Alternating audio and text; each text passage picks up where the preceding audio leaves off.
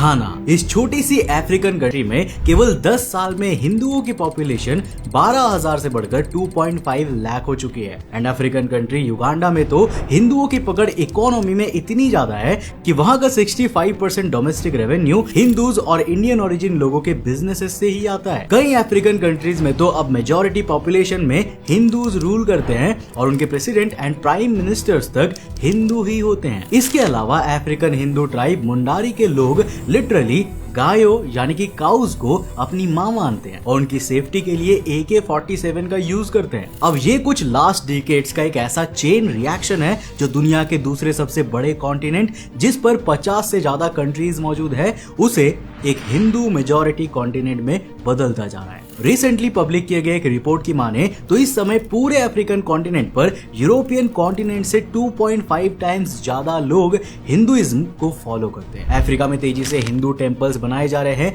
Hindu God's के बड़े बड़े स्टैचूज बनाए जा रहे हैं, होली दिवाली जैसे हिंदू फेस्टिवल्स को नेशनल हॉलीडेज की तरह सेलिब्रेट किए जा रहे हैं। पर आखिर हिंदुइज्म अफ्रीका में इतनी तेजी से क्यों स्प्रेड हो रहा है? आज के इस वीडियो में हम इसी के बारे में डिटेल में जानने वाले हैं। तो हेलो गाइस, मैं हूं कौशिक और चलिए शुरू करते हैं एक और नए एपिसोड को। तो देखो दोस्तों, इस बात में कोई शक नहीं है कि हिंदुइज्म इस दुनिया का ओल्डेस्ट रिलीजन है। इसलिए आज से कई हजार साल पहले तक अर्थ की majority population specially Indian continent के लोग हिंदुइज्म को ही वे ऑफ लाइफ की तरफ फॉलो करते थे। पर जैसे जैसे दुनिया में अलग अलग रिलीजन्स को इंट्रोड्यूस किया गया तभी से हमें हिंदुइज्म की पॉपुलैरिटी में एक गिरावट देखने को मिली। खास करके इस्लाम और क्रिश्चियनिटी के एक्सपोजर के बाद इनका फैलाव काफी तेजी से हुआ और हिंदुइज्म को फॉलो करने वाले लोगों की संख्या धीरे धीरे कम होने लगी। अब जिसके कई सारे कारण थे, पर इनमें से सबसे मेजर रोल इस्लाम के स्कॉलर्स एंड क्रिश्चियन मिशनरीज ने निभाया। और देखो, इंडिया में इस्लाम को स्प्रेड करने का सबसे बड़ा श्रेय जाता है इस्लामिक इन्वेडर किंग्स को, जिन्होंने लंबे समय तक इंडिया को रूल किया था, जिस दौरान इंडिया में बड़े पैमाने पर हिंदुइज्म से इस्लाम में फोर्स कन्वर्जन देखने को मिला था। वैसे Islamic invaders Hindus and other religion के लोगों को इस्लाम में कन्वर्ट करने के लिए अलग अलग तरह के तरीके अपनाते थे, जिनमें कभी फोर्सफुली तो कभी पैसों का और कभी कभी टैक्स एग्जम्पशन यानी कि छूट का लालच दिया जाता था। अब अगर आप इंडियन हिस्ट्री के इस डार्क चैप्टर के बारे में एक डिटेल वीडियो देखना चाहते हो ना, तो हमें नीचे कमेंट करके जरूर बताना। Now coming back to the topic, देखो अगर आज की बात करें तो एक समय पर टॉप पर रहा हिंदुइज्म आज दुनिया का 3rd लार्जेस्ट रिलीजन बन चुका है, जिसे दुनिया की टोटल पॉपुलेशन में से 15 से 20% यानी कि ऑलमोस्ट 1.22 से लेकर 1.3 बिलियन लोग फॉलो करते हैं। और इस पॉपुलेशन का सबसे मेजर पोर्शन 95% इंडियन कॉन्टिनेंट से ही आता है, स्पेशली इंडिया से। अब दुनिया में एक और बदलाव देखने को मिल रहा है, क्योंकि पहले जिस हिंदुइज्म की ग्रोथ स्पीड काफी कम हो गई थी, अब वो धीरे धीरे बढ़ती जा रही है। दुनिया भर के लोग हिंदुइज्म को वे ऑफ लाइफ की तरह अपना रहे हैं और बड़ी संख्या में लोग अब इसके फॉलोअर भी बनते जा रहे हैं। वैसे मेरी बातों से लग रहा होगा कि मैं यूरोप या फिर अमेरिका की बात कर रहा हूँ, क्योंकि रिसेंट में वहां हिंदू पॉपुलेशन की संख्या काफी बड़ी है। पर आपको जानकर हैरानी होगी कि मैं यूरोप की बात नहीं कर रहा,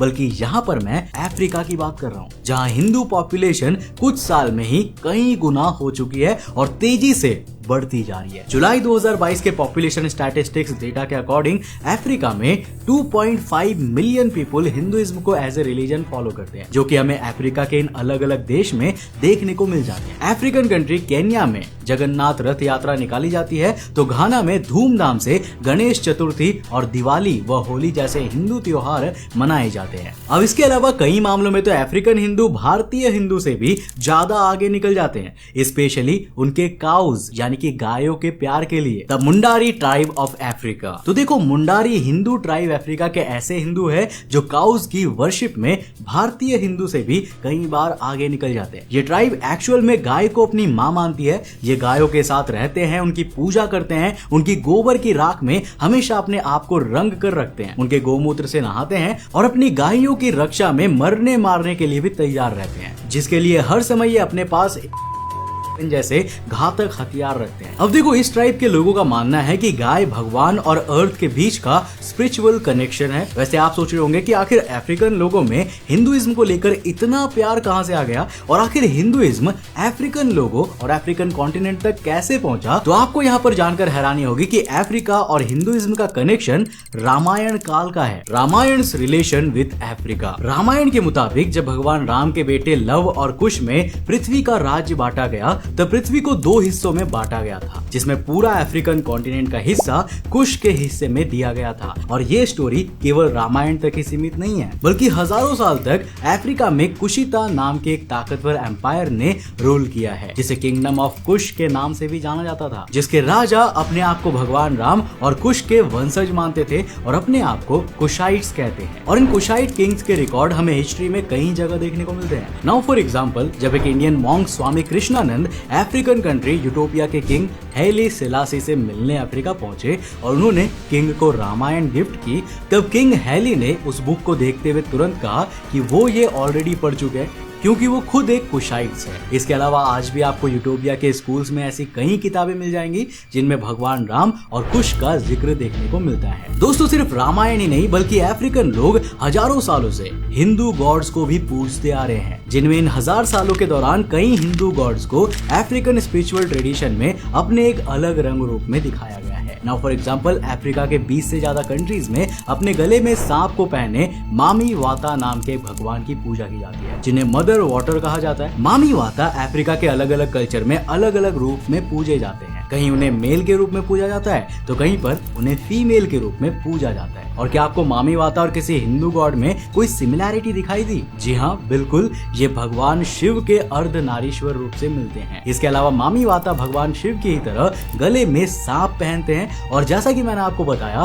कि ये पानी की देवी है, इस तरह भगवान शिव की जटाओं से भी गंगा बहती है। और ये तो सिर्फ एक ही एग्जाम्पल है। इसके अलावा African cultural god Ogun Hindu god Murugan Swami से मिलते हैं, जबकि Egyptian goddess Isis Hindu goddess Kali का अफ्रीकन रूप है, क्योंकि गॉडेस आइसिस भी गॉडेस काली की ही तरह फीमेल पावर एंड डिस्ट्रक्शन को रिप्रेजेंट करती है। वैसे ये तो देखो प्राचीन इतिहास है, पर अगर हम मॉडर्न हिस्ट्री की बात करें तब भी अफ्रीका और भारत के रिलेशन काफी गहरे रहे। जैसे आज से 2500 साल पहले प्रेजेंट तंजानिया के एंशिएंट पोर्ट राफ्ता में इंडियन स्कल्पचर आर्ट्स मिली है और केरला के एंशिएंट पोर्ट मुजिरिस में अफ्रीकन ओरिजिन के आइवरी गोल्ड और अफ्रीकन वुड से बने आर्टिफैक्ट्स मिले हैं, जो दिखाते हैं कि आज से 2-3 हजार साल पहले भी भारत और अफ्रीका में कल्चरल एक्सचेंजेस होते रहते थे। पर इस समय तक अफ्रीका में हिंदुओं की संख्या ज्यादा नहीं थी। देखो, 19th सेंचुरी में ब्रिटिश कोलोनियलिज्म के दौरान बहुत से इंडियंस को अफ्रीका में एज ए स्लेव और वर्कर ले जाया जाता था। और ऑफ कोर्स, क्योंकि उस समय भी इंडिया की मेजॉरिटी पॉपुलेशन हिंदू ही थी, तो इन वर्कर्स में हिंदुओं की संख्या सबसे ज्यादा हुआ करती थी, जिसके कारण ये अपने रिलीजन एंड अपने कल्चर को भी अफ्रीका लेकर जाते थे। कोलोनियलिज्म वाले समय के हिस्टोरिकल डेटा पर नजर डालें तो देखने को मिलता है कि 18 से 19वीं सेंचुरी के दौरान हिंदू कम्युनिटी की सबसे बड़ी संख्या अफ्रीकन कॉन्टिनेंट में स्वाहिल कोस्ट के जरिए पहुंची और फिर वही के पास के इलाकों में बस गई, जहां आज भी कई बड़ी बड़ी अफ्रीकन कंट्रीज जैसे केन्या, तंजानिया, मोजाम्बिक मौजूद है, जिसका रिजल्ट ये हुआ कि बाय डिफॉल्ट इन कंट्रीज में भी हिंदू कम्युनिटी एक काफी अच्छे नंबर में मौजूद है। पर इनके अलावा भी अफ्रीका की 4 कंट्री ऐसी है जिनमें हिंदू पॉपुलेशन से लेकर पॉलिटिक्स एंड इकोनॉमी तक ऑलमोस्ट सब में रूल करते हैं। African Hindu majority countries, little India of Africa. वैसे दोस्तों, हम इंडियंस स्पेशली हिंदूज की वेस्टर्न कंट्रीज में सॉफ्ट पावर को काफी टाइम से बढ़ते हुए देख रहे हैं। अब तो कई इंडियन हिंदू ऐसे हैं जो दुनिया की टॉप कंपनीज को एज ए CEO लीड कर रहे हैं, जबकि कई डेवलप्ड कंट्रीज के कुछ सबसे पावरफुल पॉलिटिशियंस भी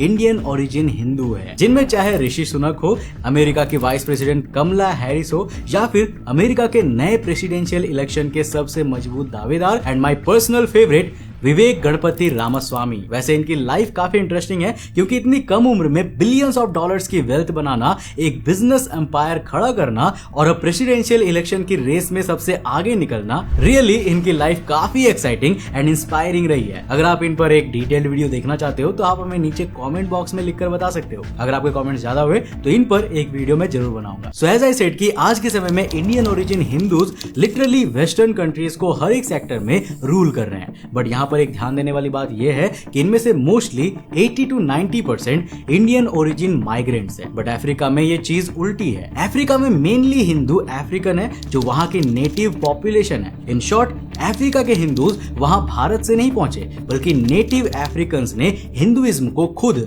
अपने रिलीजन के रूप में एक्सेप्ट किया है। एंड यहाँ हम अफ्रीका की एक या दो कंट्रीज की बात नहीं कर रहे हैं, बल्कि अफ्रीका की ऑलमोस्ट सभी कंट्रीज में हमें नेटिव हिंदू पॉपुलेशन देखने को मिलती है। और जैसा कि मैंने वीडियो के शुरुआत में ही कहा था कि कई अफ्रीकन कंट्रीज में तो हिंदू पॉपुलेशन मेजॉरिटी में है। साल 1910 में ब्रिटिश कॉलोनियलिज्म के दौरान यहाँ पर बड़े पैमाने पर इंडिया से इंडियन वर्कर्स और स्लेव्स को लाया गया था। यहाँ लाए जाने वाले वर्कर्स के लिए ब्रिटिशर्स का एक स्पेशल कॉन्ट्रैक्ट था, जहाँ वर्कर्स को यहाँ मिनिमम 5 साल तक काम करना पड़ता था, और अगर उनका काम अच्छा होता था तो उन्हें नेक्स्ट 5 साल का भी वर्क कॉन्ट्रैक्ट मिल जाया करता था। इसके बाद 10 साल तक अगर कोई वर्कर अफ्रीका में काम कर लेता था तो उसे ब्रिटिश गवर्नमेंट द्वारा वहां की नागरिकता भी दी जाती थी, जिसका फायदा 19th सेंचुरी के दौरान यहाँ पर इंडिया से लाए जाने वाले हजारों वर्कर्स को मिला। ऊपर से इन 10 सालों तक ब्रिटिश गवर्नमेंट के लिए काम करने के दौरान ये वर्कर्स कई हाई इनकम स्किल्ड में माहिर हो जाते थे, जिसके कारण बाद में इनके लिए बिजनेस स्टार्ट करना या फिर जॉब पाना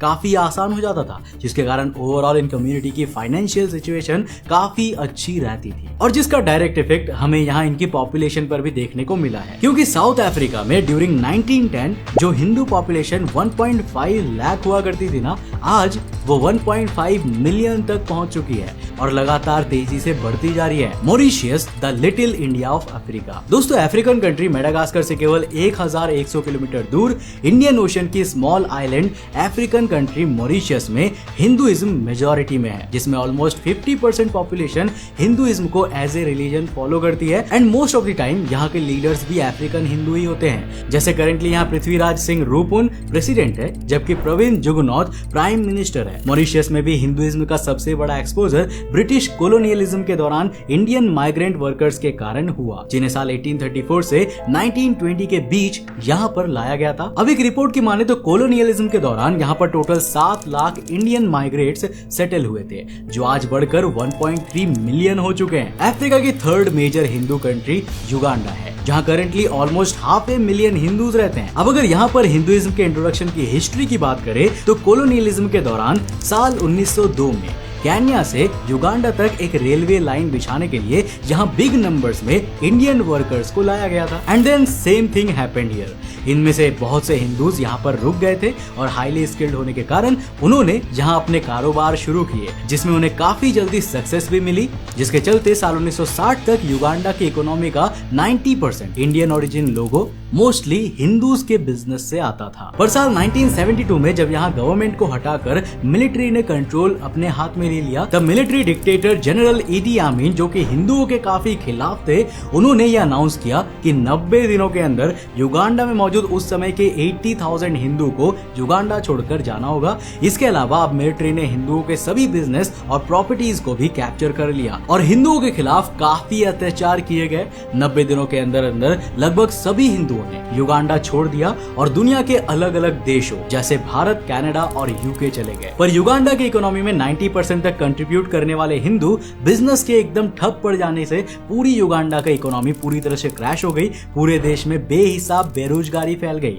करीब 20 साल बाद युगांडा समझ गया कि बिना इंडियन हिंदू के उनके बिजनेस को रन करना ऑलमोस्ट इम्पॉसिबल है। इसलिए 20 साल बाद उन्हें दोबारा से युगांडा में आने और उनकी सीज की गई प्रॉपर्टीज एंड बिजनेसेस वापस देने का ऑफर दिया गया। वैसे ज्यादातर हिंदू तो युगांडा नहीं गए, लेकिन कुछ हिंदूज वापस युगांडा आ गए और अपने बिजनेसेस को दोबारा खड़ा किया और कुछ ही समय में दोबारा से वहां के डोमेस्टिक रेवेन्यू में 65% ज्यादा कंट्रीब्यूशन करने लगे। इसके अलावा फोर्थ अफ्रीकन कंट्री है घाना। इस देश की स्टोरी काफी नई पर शॉकिंग है, क्योंकि यहाँ पर केवल 1 डिकेड यानी कि केवल 10 साल में हिंदू कम्युनिटी की पॉपुलेशन जो पहले 12,000 की थी ना, आज वो 2.5 लाख तक पहुंच गई है और ये ट्रेंड रुकने का नाम ही नहीं ले रहा है। और इस देश की सबसे खास बात तो ये है कि यहाँ पर केवल नेटिव हिंदूज ही नहीं है, बल्कि यहाँ के लोग भी हिंदुइज्म को काफी तेजी से अडॉप्ट कर रहे हैं और जिसका रिजल्ट ये है कि आज हिंदुइज्म घाना का फास्टेस्ट ग्रोइंग रिलीजन बन चुका है और इसमें सबसे बड़ा रोल है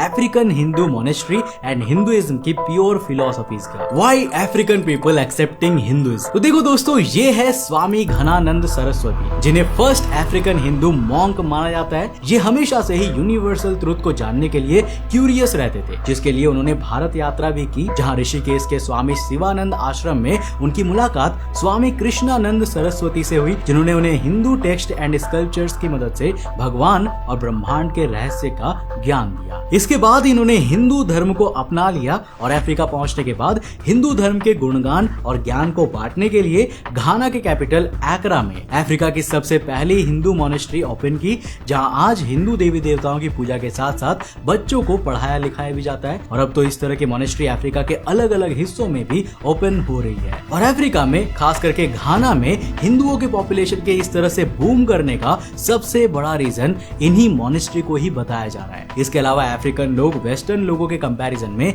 इंडियन से काफी रिलेट करते हैं and Hindu text specially Gita में जिस तरह सभी लोगों को उनके रंग रूप भेदभाव को दूर रखते हुए एक समान माना गया ना, ये बात अफ्रीकन लोगों को काफी पसंद आती है, क्योंकि अफ्रीकन कई 100 सालों से वेस्टर्न कंट्रीज के साथ रेसिज्म का सामना करते आ रहे हैं। वैसे दोस्तों, आपको क्या लगता है अफ्रीका में हिंदुइज्म के बढ़ने का असली कारण क्या है? आप अपनी राय मुझे नीचे कमेंट करके जरूर बताना।